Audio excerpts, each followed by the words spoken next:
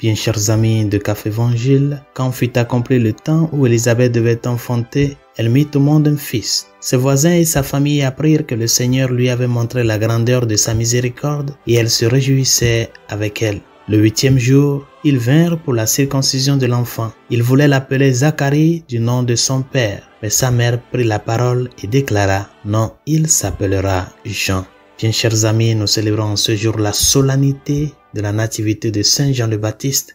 Une solennité qui interpelle l'Église sur l'importance de Jean le Baptiste dans l'histoire du salut. L'importance de celui qui était le précurseur, qui a préparé le chemin pour la venue du Seigneur. Nous ne célébrons pas une mémoire ni une fête, mais une solennité. Chers amis, la logique de la pédagogie divine, la logique de Dieu, c'est qu'il manifeste sa grandeur à travers les petites choses de la vie. Là où plusieurs fois nous l'attendons qu'il va se manifester, les prétentions humaines que nous avons sur lui, que comme il est Dieu, pour se manifester, ce serait à travers des choses grandioses, à travers des événements extraordinaires. Il choisit, au détriment de ce que nous pensons de lui, se manifester à travers les petitesses de la vie, là où on ne l'espérait pas. C'est ça la spiritualité des plus petits, les plus humbles, les Anaïm, comme on les appelle dans l'Ancien Testament, la spiritualité des pauvres. C'est en cela que Dieu se manifeste. Et quand tu veux aussi voir la grandeur de Dieu dans ta vie, c'est très important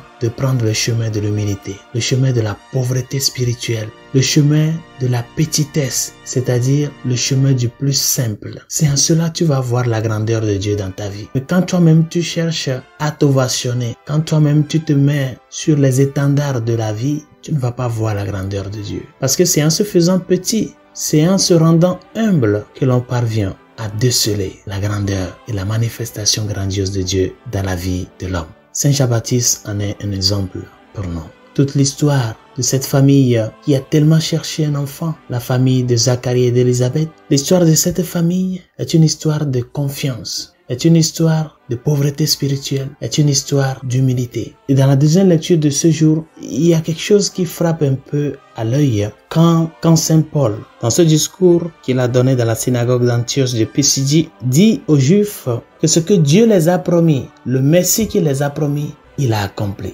Et que cette promesse qui est accomplie a été annoncée. L'accomplissement de cette promesse a été annoncé par Jean le Baptiste, celui qui a préparé l'avènement en proclamant avant lui, avant la venue du Christ bien sûr, un baptême de conversion pour tout le peuple d'Israël. On ne peut pas parler du Christ sans Jean le Baptiste. Il a fallu la naissance du dernier parmi les hommes pour préparer le chemin à la venue du Seigneur. Et c'est pour cela Saint Paul insiste aux Juifs d'ouvrir les yeux sur comment a été l'accomplissement de ce mystère. Chers amis, ils sont pleins les merveilles du Seigneur dans ta vie. Elles sont abondantes, ses grâces et ses biens. Quand tu te lèves le matin, quand tu sors et tu reviens sain et sauf, c'est la grâce de Dieu. C'est dans les petitesses de tous les jours que tu vois ces merveilles. Mais pour parvenir à cela, à pouvoir être conscient de la manifestation de l'amour de Dieu dans ta vie de tous les jours, il faut être prêt à accepter la volonté de Dieu. C'est ce que Élisabeth a manifesté devant ses familiers le jour de la circoncision de Saint Jean. Élisabeth s'est imposée pour dire que son nom serait Jean, c'est-à-dire elle a pris le devant pour que la volonté de Dieu soit faite. C'est quand nous sommes prêts à dire Seigneur, ce que tu veux et non ce que je veux. C'est quand nous sommes prêts à dire Seigneur, je suis prêt à faire la route que tu me proposes. C'est quand nous sommes disposés à dire au Seigneur, que ta volonté soit faite, comme elle se fait au ciel, qu'elle se fasse aussi dans ma vie. C'est en cela que nous pourrions vraiment parvenir à reconnaître le Dieu Tout-Puissant dans notre petitesse. Saint Jean le Baptiste est venu pour une mission, préparer le chemin pour le Messie.